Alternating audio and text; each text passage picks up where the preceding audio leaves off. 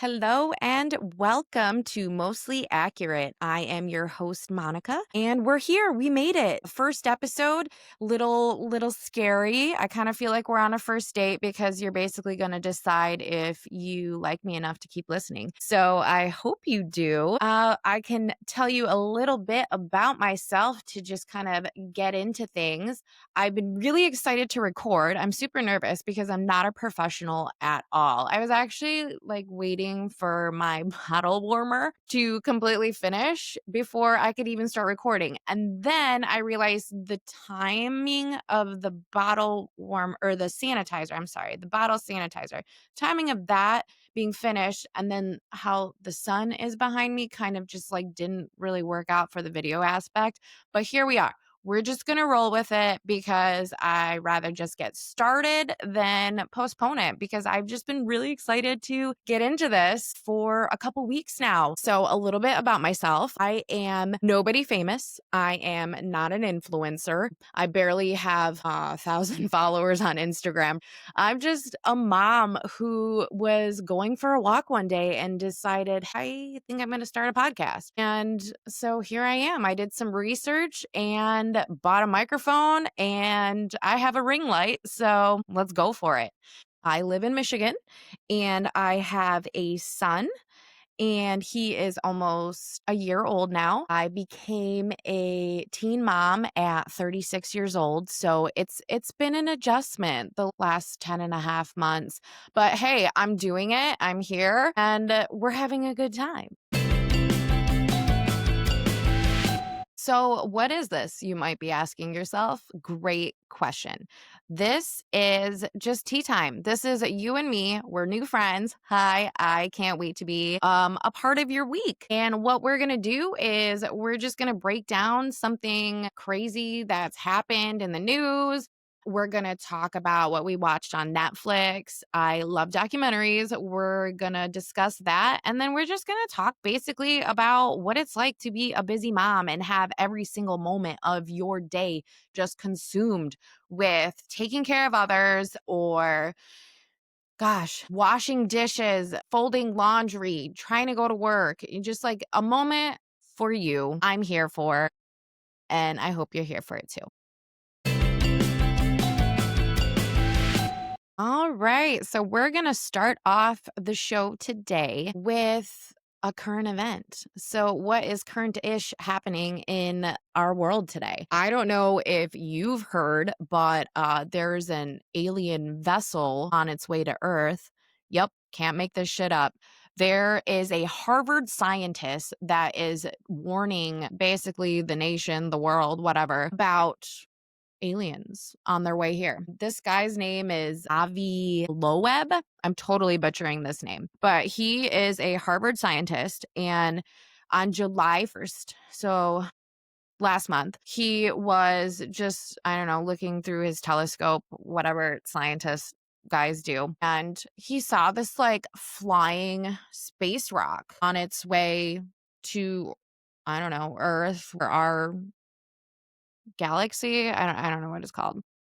Anyway, it's out there somewhere in space. Yeah. So he found this object and it's flying towards Earth and he's trying to warn everybody because he thinks it's going to be hostile aliens. Now, you're probably asking yourself kind of like me okay, what makes whatever you found in space not just space debris? You know what I mean? Why isn't it just a space rock? Why are you telling us this is aliens? Which I totally believe in aliens. Okay, we're going to get sidetracked here for a second because the government totally had this press conference back in 2020 or 2021. I don't remember when it was, but you could just YouTube alien press conference. And it was just them coming out and being like, yo, aliens are real, which cool. I think we knew that. I think there was just other shit going on then for us to really care about it as much. But it was really compelling. These guys were totally freaked out and, explaining what they saw and the technology and stuff, which I totally believe 100%. And I don't know. Could it be aliens? It could be. It really could be. But we got off track here. So, background government is totally like, yes, aliens are real. This guy is like, hey, this space rock is an alien spaceship. So, it's called, I don't know if it's called like 3-1 or 3I Atlas.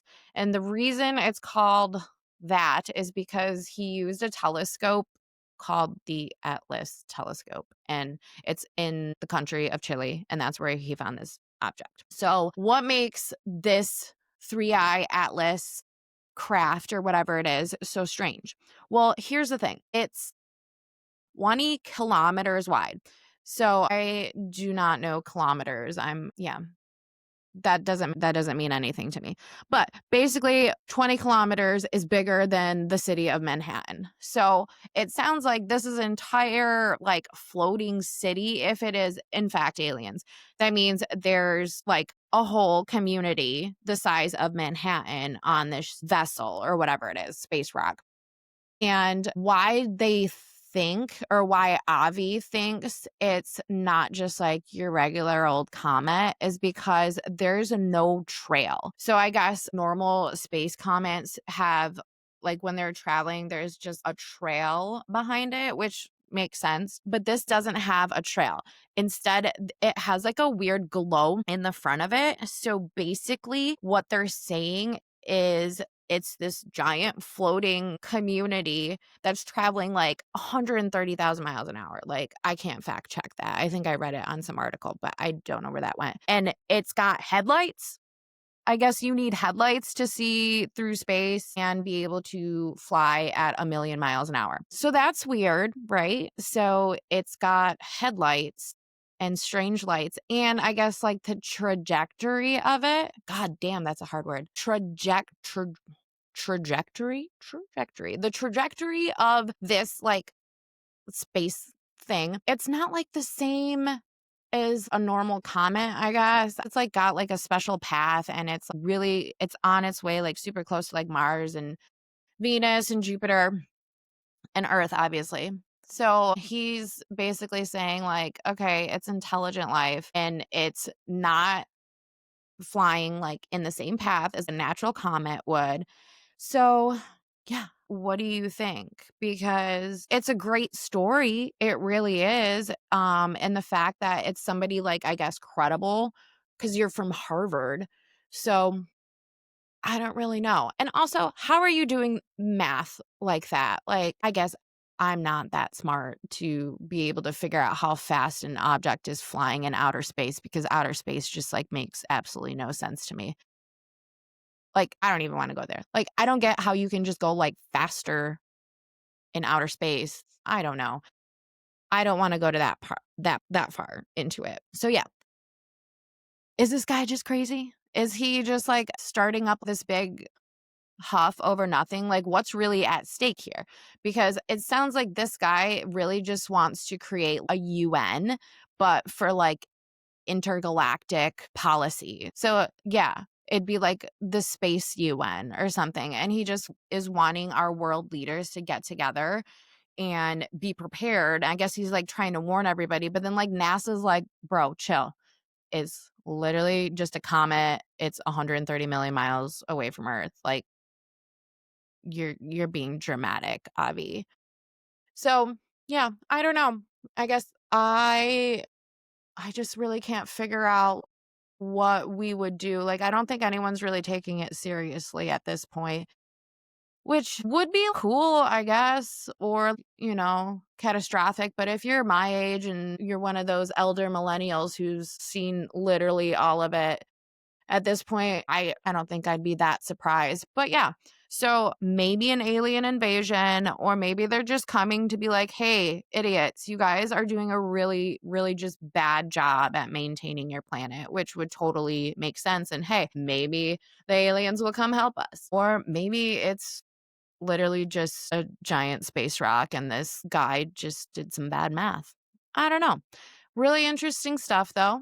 Thought you would appreciate being filled in. And that's our little tidbit for current events today. Right. Let's get to tea time. I want to discuss a show on Netflix called Hunting Wives.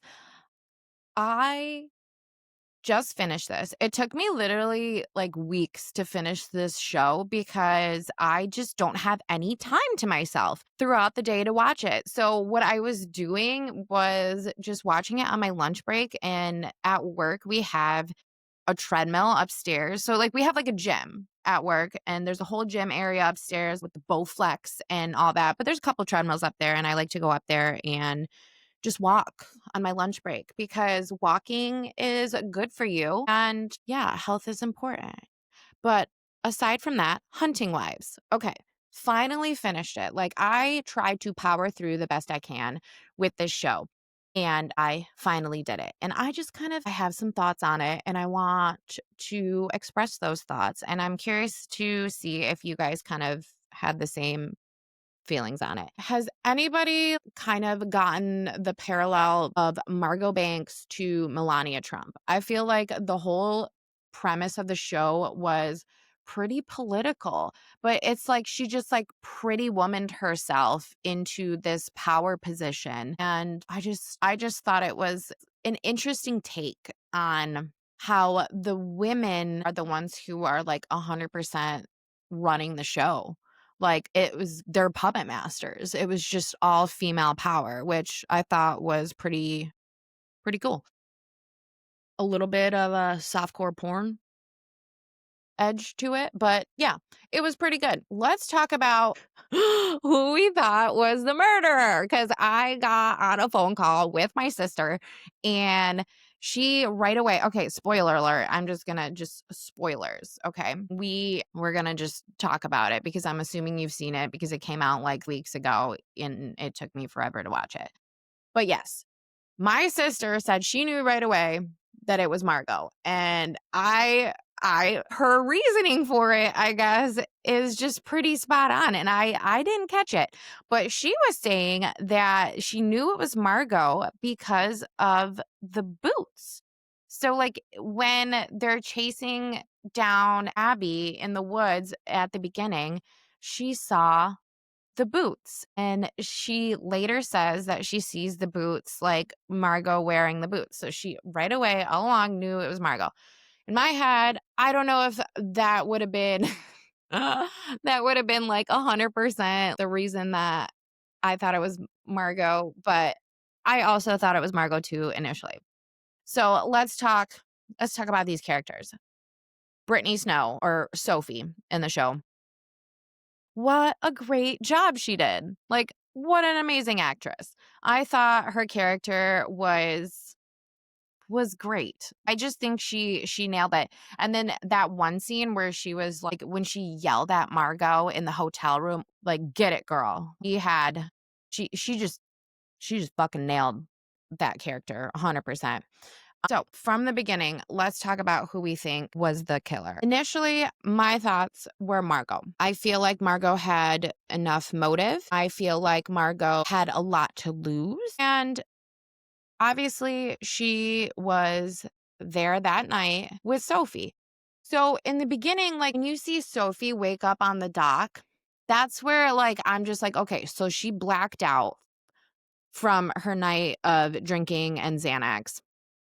And it's just weird to me that she wakes up on the dock and she's by herself, and then there's, like, nobody else at the house. So then it kind of, like, makes you think, "Okay, so something happened or she was out doing something." So they lead you to kind of believe that it was Sophie and she just killed her in the blackout. So, like, that was a total viable option, and then later, when they have the trail cam and you're like, "Oh, shit, maybe she did do it."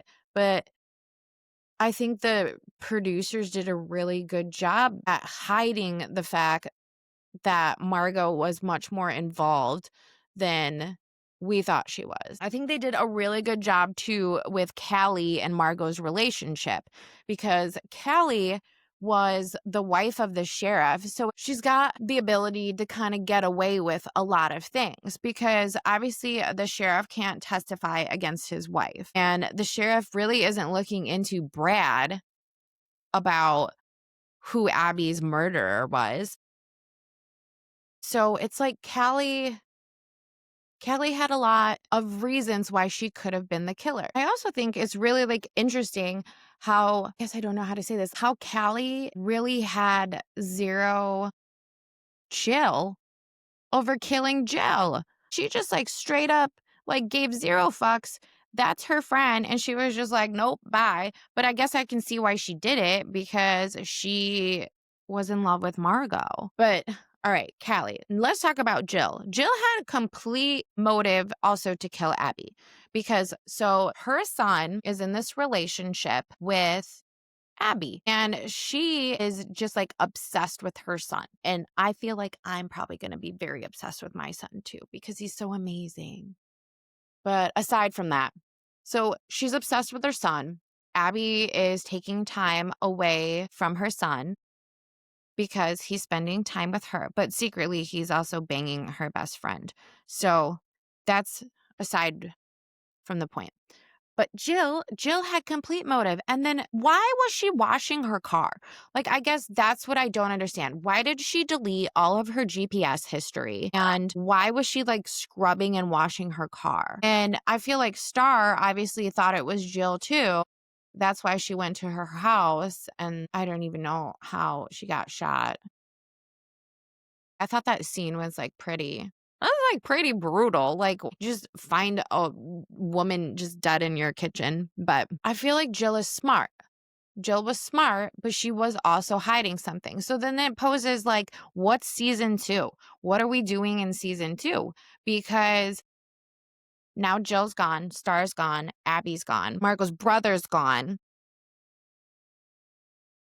And yet Margot still has Brad. She lost Jed. Jed was like, bitch, bye, get out of here. You're done. That whole relationship dynamic is like also, I don't even know what's going on there. But season 2, totally like gonna happen. It has to happen. The show was a hit. But then it makes you wonder, is Sophie gonna hold Margot's secret? Because I feel like Sophie is still very much in love with Margot, even though she killed her brother. Now the brother's dead. I also think that Margot had like the really like, there's something else with the brother. I'm almost wondering if it's like actually her real brother. Like, I don't even know what I'm saying. Like, I don't know if that's actually really her brother. I think maybe she just called him her brother. I don't know for sure. Season 2, though, will tell. There has to be a season 2. Yeah. So let's also talk about Pastor Predator. That guy was so creepy. I felt just like icky, just icky watching the whole like carnival scene. They really made that guy out to be just a villain. He was not a good guy, just not a good guy at all. And I almost wondered too when I was watching it when he was drinking because he had Abby's sweater in his car. And that's why they made you almost kind of think like, could it have been the pastor because he was all obsessed with Abby? I don't know. And then it's just, I don't know. The whole thing is just fucking bizarre. And then he had those girls in the trailer. I don't know. I feel like there's got to be more to this guy. Maybe they'll do like a bit of a backstory on like wherever he came from, like Louisiana or something. Is there murders there? Did he kidnap women there? I don't know. But gosh, to get that part of the emo pastor predator, that guy took a very bold role. Like he did a good job being creepy. He did almost like way too good of a job being creepy, but very interesting character choice. So yeah, those are my thoughts on Hunting Wives. I did like it. I found it really entertaining and it took everything in me not to Google who the killer was, even though I knew it was Margot from the beginning. I'm just saying, I feel like my detective skills were right. My sister's detective skills were right because she was looking at the shoes. But it was good. And I think season 2 is coming. I think the show is good enough for a season 2. If they don't do a season 2, like, that sucks. That's pretty shitty. They should do it. All right. So I am going to take a quick break from recording because I'm going golfing for the first time ever. I am wearing a skirt and I honestly, I don't think my outfit is what it should be. I borrowed this. I didn't even buy it. I borrowed it because I don't know if I'm going to be any good at golf or if I'm going to like golf, but I'm really excited to go. I took the whole day off work and everything. So yes, I am probably going to either finish my thoughts and finish my show when I get back, or we'll finish tomorrow. But I feel like I just really want to power through and finish tonight. So tea time is in a couple hours, and I'm going to go get some brunch because that just sounds amazing, and I should probably eat something. So stay tuned. I'll be back in a little bit. Hello and welcome back. Thanks for continuing to listen to today's podcast.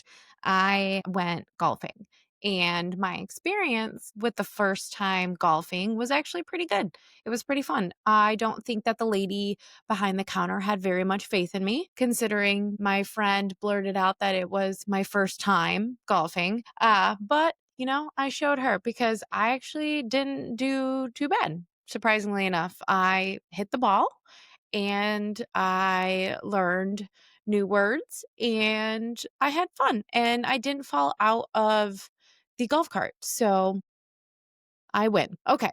Aside from that, I kind of want to just tie our last segment into a little bit of just being a mom and parenting. I know that we all spend a lot of our time on other people and tend to forget about just ourselves sometimes. And I think that's why I took this day off was well, not just primarily to record, but basically I never really have time to myself anymore. I feel like I'm always just like taking care of the house or my son or the family or doing things that other people expect me to do. And it's just like never time for myself. So it was really nice to just like get away.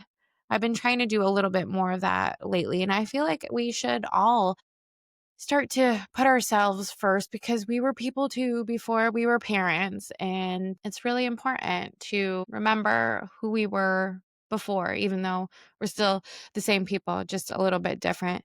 I went out last night. I had tickets from work to go to a concert, an outdoor concert at an amphitheater. And that was super fun. And it was so nice to like go out and just relax and have some margaritas and just have a nice time. But the one thing that happens when mom goes out to have a nice time is that dad needs to put the baby to sleep. My son does not like to go to bed without a boob. So, I mean, I want to say I feel bad to a certain extent when I'm not there to put him to bed because I love putting him to bed. And if I have to put him to bed, it's just like super quick, like 5 minutes. We do our routine and we're ready for bed. He's in bed and he's gotten so much better at it. And we've been doing all this sleep training. I feel like sleep training was probably one of the roughest seasons so far, but we kept sticking with it and we stuck with it and it seemed to work out. I don't know what you guys did. I just Googled as much as I could and asked ChatGPT, like, how do I get my child to sleep?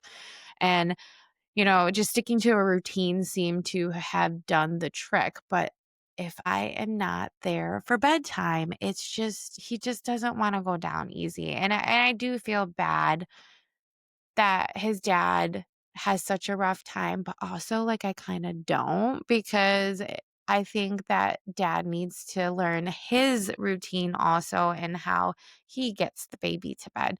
So it's probably a good thing, but I still just feel a little bit guilty. I guess in the long run, it's 50-50, and we sometimes as moms just feel guilty over like the dumbest things. It's okay for dad to put the baby to sleep. It is completely normal. It shouldn't always have to fall on one parent or the other, but I feel like we all get into our routines, at least parenting routines. And I feel very thankful that I do have a partner and, I'm not doing this by myself.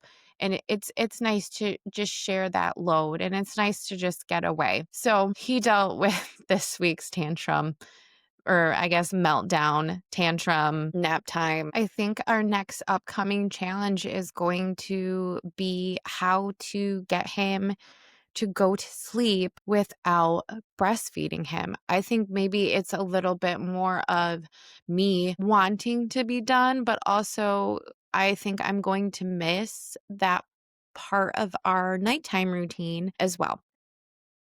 I'm thinking of ending our breastfeeding journey at 1 year. I didn't even think I would get as far as I did with breastfeeding, and I I just don't know how to stop. So I would love any type of recommendation that you guys have for cutting the nighttime feed out.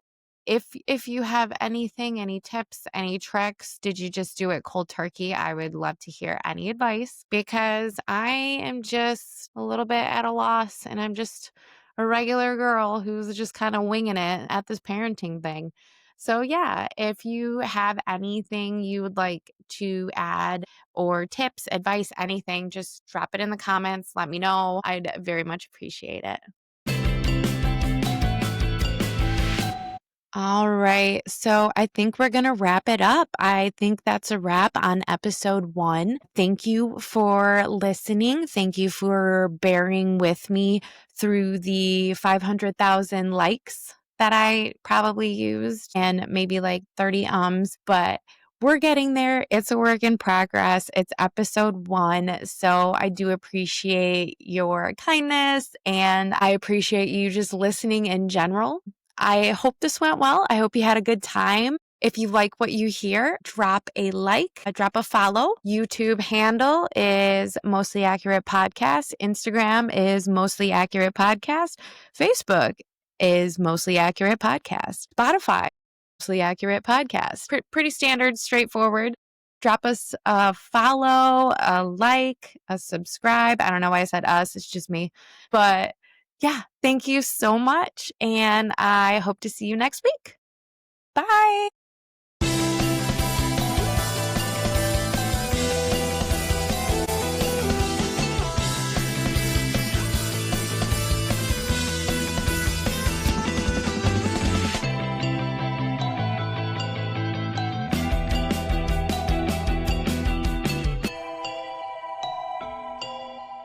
This podcast is for entertainment purposes only. The facts are fuzzy. Our stories and opinions are just that, stories and opinions, not meant to be taken as professional advice.